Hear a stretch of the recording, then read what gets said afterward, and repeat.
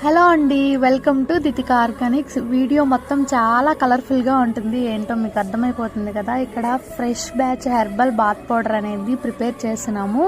Every బ్యాచ్లో కూడా ఎక్కువ మూవింగ్ ఉంది. ఇది సమ్మర్ సీజన్ కదా ఎస్పెషల్గా.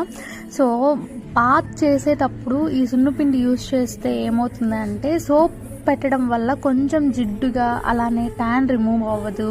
ఈ సున్నుపిండితో బాత్ చేయడం వల్ల ఏమవుతుందంటే స్కిన్ చాలా క్లియర్ అయిపోతుంది అనమాట. డెడ్ స్కిన్ అంతా రిమూవ్ అయిపోతుంది.